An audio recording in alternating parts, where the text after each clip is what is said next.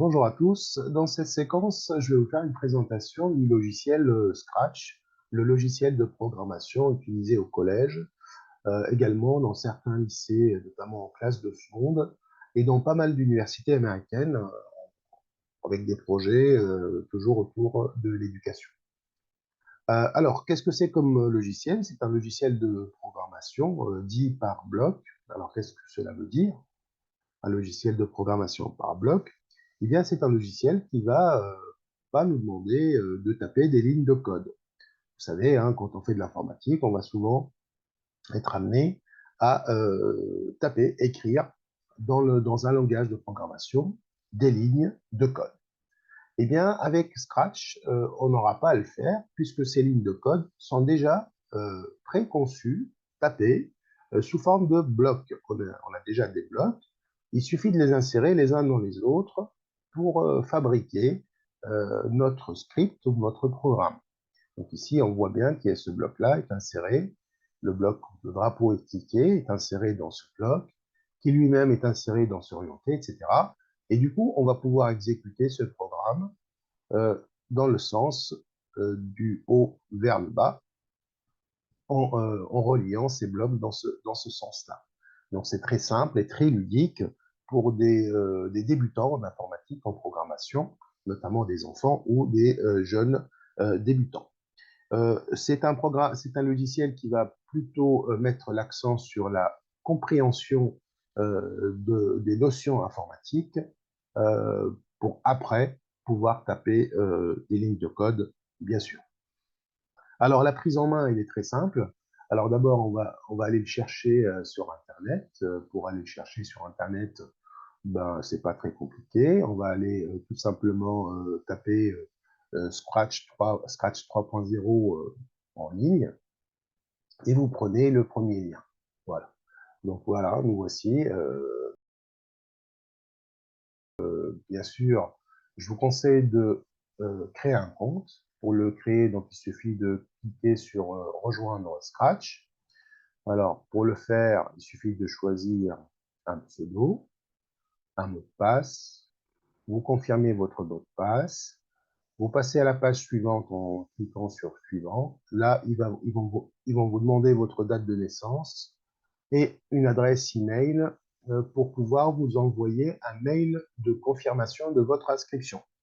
Donc attention à la saisie de l'adresse email, puisque si vous vous trompez, vous n'allez jamais recevoir ce mail de confirmation. Et de ce fait, votre compte sera supprimé au bout d'une quinzaine de jours. Donc bien faire attention pour pouvoir valider votre inscription. Donc moi, je ne vais pas le faire, puisque c'est déjà fait. Donc je vais juste aller créer un projet. Alors, donc du coup, je vais tout simplement créer un projet. Alors, l'intérêt de s'inscrire, c'est que quand vous allez vous connecter, tout ce que vous allez écrire est déjà, ça sera sauvegardé automatiquement. Vous allez pouvoir retrouver tous vos projets sans problème. D'accord? C'est ça l'intérêt. Donc, vous allez pouvoir démarrer un programme, un script, et le finir la semaine prochaine ou un jour après. Enfin, bref, voilà. Sinon, vous serez obligé de le retaper à chaque fois. Alors, moi, j'ai créé une première séance que j'ai appelée la présentation. Donc, présentation, séance 1. Voilà. Alors, voilà, c'est typiquement le cas. Donc, voilà, j'ai pris quelques tuiles. Alors, je vais commencer par donc, vous faire une présentation sommaire de cette plateforme, de ce logiciel. Alors, et le code est présenté sous forme de bloc, on l'a déjà dit, et puis chaque type de bloc va avoir une couleur. Donc, vous allez avoir plein de couleurs. Donc, pour tout ce qui concerne le mouvement, la couleur bleue. Tout ce qui concerne l'apparence, vous les voyez ici. Le son, on ne va pas l'utiliser énormément, mais on peut. Les événements, voilà, vous allez avoir cette couleur. Tout ce qui est contrôle, les boucles, pardon, répétées, les conditions, etc., où on va les retrouver avec cette couleur marron. On aura besoin de quelques capteurs dans certains exercices. Tout ce qui est opérateur mathématique, on va les retrouver en vert. Donc l'addition, on peut zoomer ici. Donc voilà, donc on peut avoir à comparer des paramètres, des conditions, le reste d'une division, etc. On les reverra, ces blocs. Quand on ne veut plus utiliser un bloc, il suffit de faire un clic gauche et glisser le bloc à gauche, et il va disparaître pour laisser une place, laisser la place aux autres blocs. Voilà. On peut le laisser, hein, mais pour nettoyer, c'est toujours mieux de présenter quelque chose de propre. Les variables, c'est très important, donc on aura utilisé des variables tout le temps, et des blocs pour créer ses propres blocs, c'est la dernière. Alors, il y a juste un petit outil qui n'apparaît pas ici, donc une extension qu'on va pouvoir ajouter. C'est une extension super importante pour nous, c'est l'extension stylo. Donc, on va tout simplement l'ajouter, et puis elle apparaît maintenant enfin, donc ici, donc on aura le stylo. Alors, le stylo va nous permettre de tracer des figures avec Scratch, donc c'est très très demandé, notamment dans les sujets de brevet ou les sujets de concours, par exemple, pour les concours des professeurs des écoles. Il faut savoir à la fois lire le programme, le créer, le modifier et savoir l'exécuter. On verra bien sûr des exercices. Donc, on a également, donc, quand vous allez vous connecter la première fois, il se peut que le programme soit en anglais. Donc, c'est très simple de le remettre en français, hein. Scratch, il existe dans plus d'une trentaine de langues. Donc là, il suffit de le mettre en français et le tour est joué, donc vous l'avez en français.